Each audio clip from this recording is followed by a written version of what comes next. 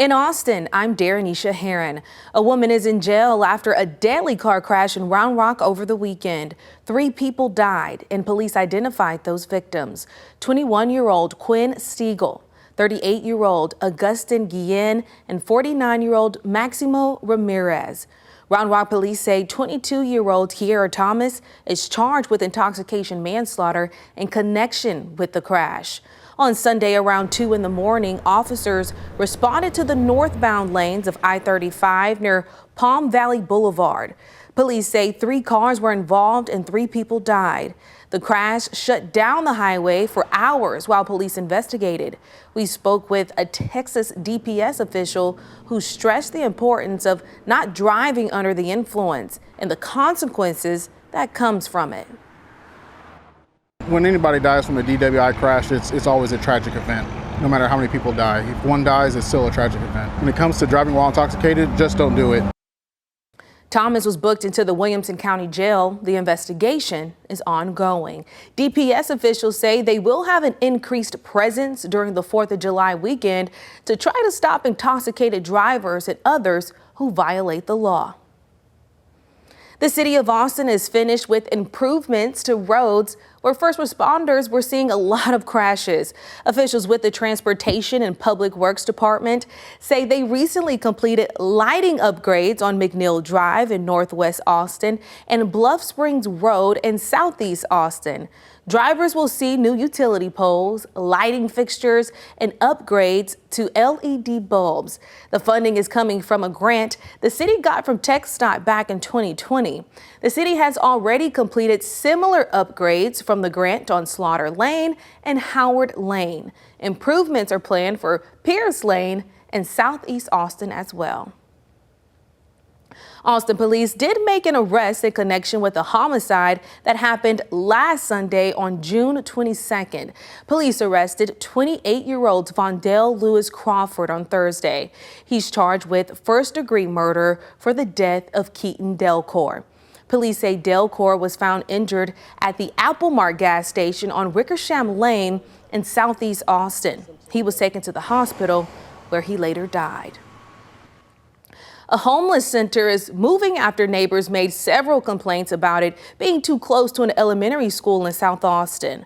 A spokesperson for council member Ryan Alter says Sunrise Homeless Navigation Center is partnering with city leaders to find a new location.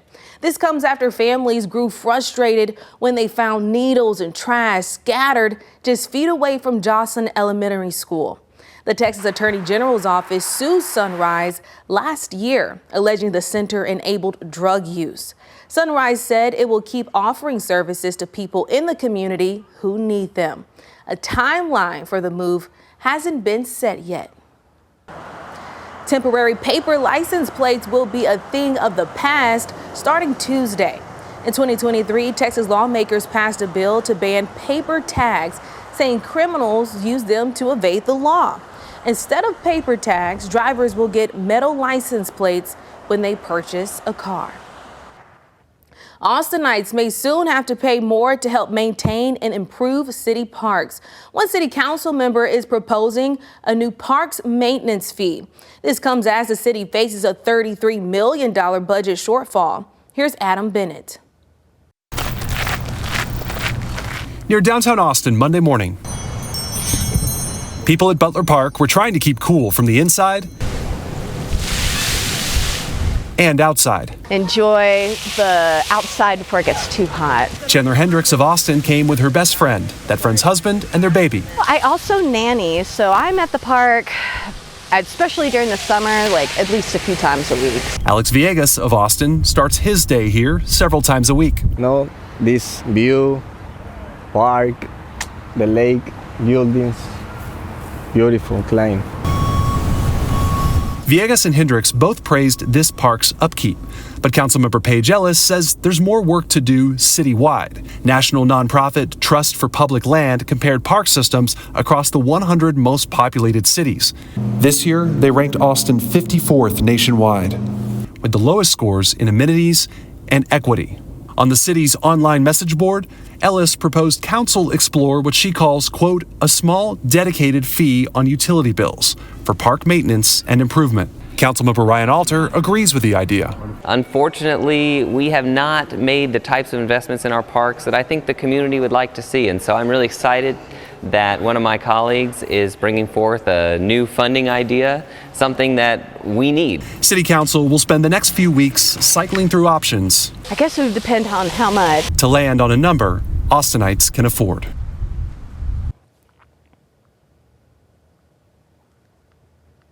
Sorry.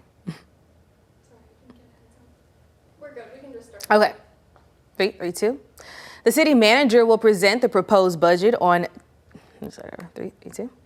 The city manager will present the proposed budget to council on July 15th.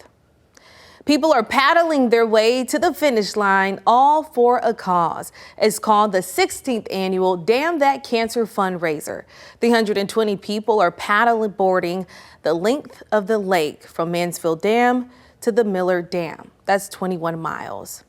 The Flatwater Foundation hosts the event every year. They are a nonprofit that provides access to mental health therapy services for those affected by cancer. This year, organizers say they aim to raise $1.4 million to help those affected by cancer. They say it should take people 10 hours to finish the race. Once they finish, there's a post-paddle party at the LCRA Redbud Center. Organizers say all proceeds will go towards continued services for people who benefit from therapy. Researchers at UT say they've made a breakthrough with 3D printing. Okay.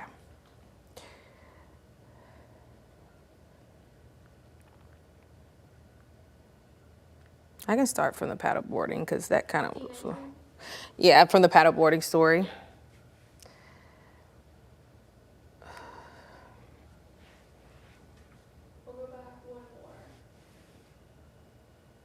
I can, if you want me to say that again, I can. Yeah, right there. Okay. Ready? Ready. We're good? Okay. The city manager will present the proposed budget to council on July 15th. People are paddling their way to the finish line, all for a cause. It's called the 16th annual Damn That Cancer fundraiser. 320 people are paddleboarding the length of the lake from Mansfield Dam to Tom Miller Dam. That's 21 miles. The Flatwater Foundation hosts the event every year. They are a nonprofit that provides access to mental health therapy services for those affected by cancer. This year, organizers say they aim to raise $1.4 million to help those affected by cancer. They say it should take people 10 hours to finish this race. Once they finish, there's a post-paddleboard party at the LCRA Redbud Center. And organizers say all proceeds will go towards continued services for people who benefit from therapy.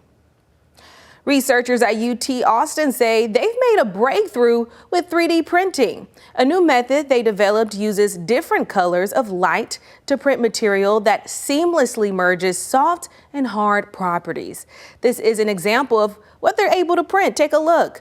Researchers say they were inspired by the toughness and flexibility of bone and cartilage.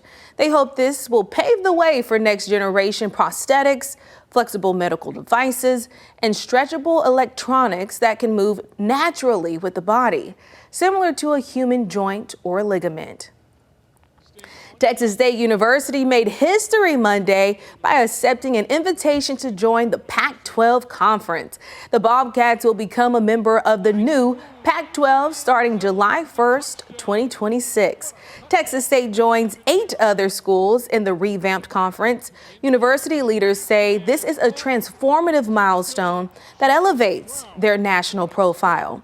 The San Marcos School has more than 40,000 students and competes in 16 varsity sports.